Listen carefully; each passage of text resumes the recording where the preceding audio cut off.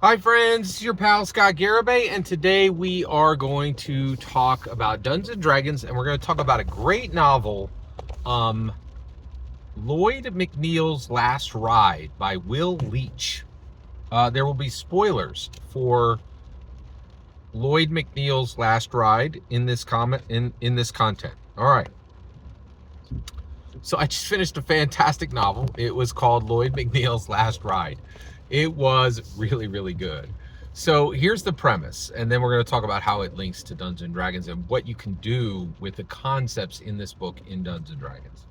All right, so Lloyd McNeil is a police officer, and he has one son named Bishop. Okay, and he's going about his life, doing his police officer thing, and he gets to the point where he is where he goes to the doc. He gets a problem. He gets kind of like a headache. So he goes to the doctor, and he finds out that he has brain cancer, and he only has a few months to live. Right? So immediately he's like, "Oh no!" Right? Like, what am I gonna do? Right? And then immediately, because he's a good father, he thinks about his son Bishop. Right?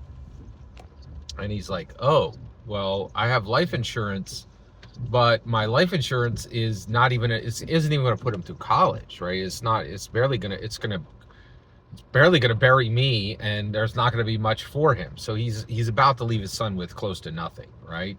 Or not nearly enough to provide for him, or even remotely get him through college, right? Not even like a couple classes through college, right? Like, it's not going to be much, right? But then he realizes, hey, wait, I'm a police officer, right? And if I die in the line of duty, then I get a very large death benefit, right? And so then the issue of him dying from this brain cancer is not going to be an option, right? Is not going to be a problem. And Bishop will be taken care of. So he immediately concocts a plan all by himself. He doesn't discuss it with anyone. And he's like, I'm going to get killed in the line of duty. And this is an absolutely brilliant construction for a story. It's really, really smart. And I was very, very impressed, right? So at that point, he then ramps up his dangerousness. He takes every dangerous task he can, and he also additionally begins to do his job in the most dangerous possible way, which really becomes fascinating. And the reason why is it doesn't work.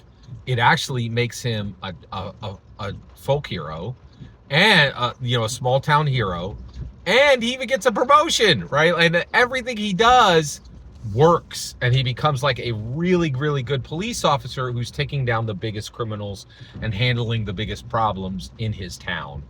And his star rises, and he's even met with even more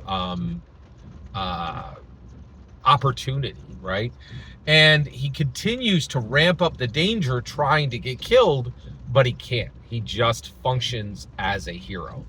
Now, I walked away from this with like so many ideas for Dungeons and Dragons.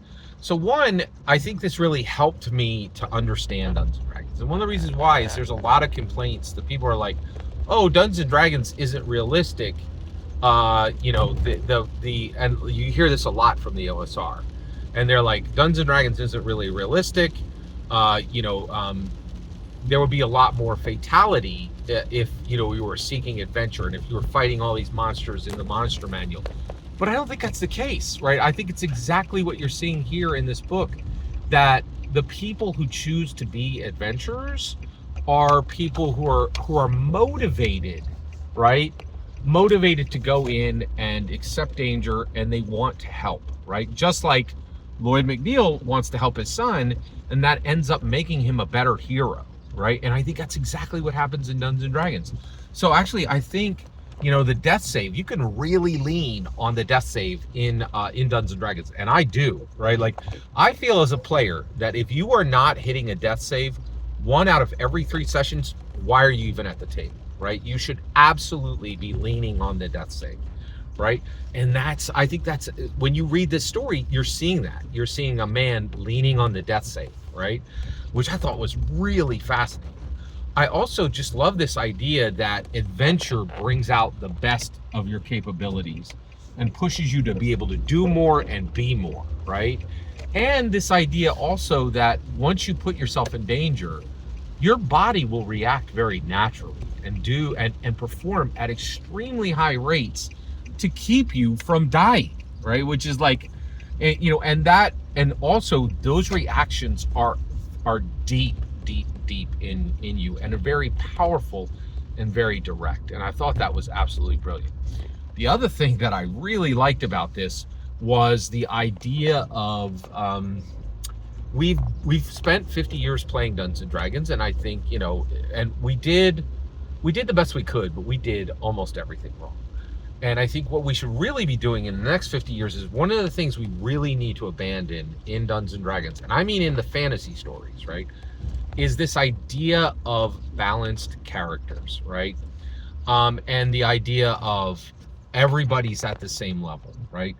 One, it is really, I feel like it is very patronizing to players that there can't be a Shaggy and a Velma, right? Actually, a better way of saying it is a Shaggy and a, actually, I guess Shaggy and everybody else. Shaggy is not the same level of skill as everyone else. He's not the same value to the team as the rest of, you know, everybody else is a capable investigator and Shaggy's there, right? And I really feel like we need to, and that's the case with Lloyd McNeils' Last Ride. He's this super cop, and everybody in his you know, in his department is garbage. They're just garbage at their jobs compared to him. Like, he's not the same level of hero, right? And I think when we read Lord of the Rings, you're like, well, wait a second, why did we all read Lord of the Rings and then we're all just playing equally powerful characters, right? Like, Bilbo was not the same as Thorin Oakenshield, right? And Thorin Oakenshield was not the same as Gandalf. Like, we really need to start embracing.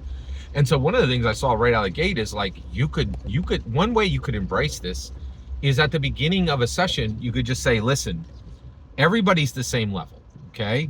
But one of you is has some type of distinctor, right? And we're going to go into unbalanced Dungeons and Dragons. And so all of you are going to roll a d20 right now.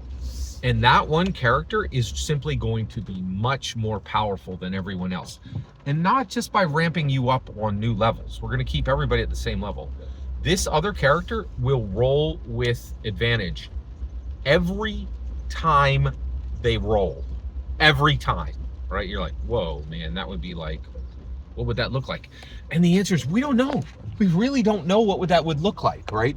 And there's a whole bunch of things that we can do in Dungeons and Dragons that would bring out powerful narratives. And that's what I really believe you're reading when you read Lloyd McNeils' Last Ride. You are reading a story of a man rolling with advantage on every single roll. And it's brilliant, and it's awesome, and it's exciting, and I really think it's just incredible, and it brought out an incredibly powerful narrative. So if you're a dungeon master, I highly recommend reading this book. Fantastic book. Also, this thing is going to be a banger of a movie. I would definitely I would put in Ryan Gosling. Of course, I pick him for everything. I think he's amazing. I'm very much looking forward to Project Hail Mary. Every single word you just heard in this video is my humble opinion, nothing more, nothing less. The important part is when I get to hear your humble opinion. When you get in the comments and send your traffic, please consider liking and subscribing, and have a fetch millennium.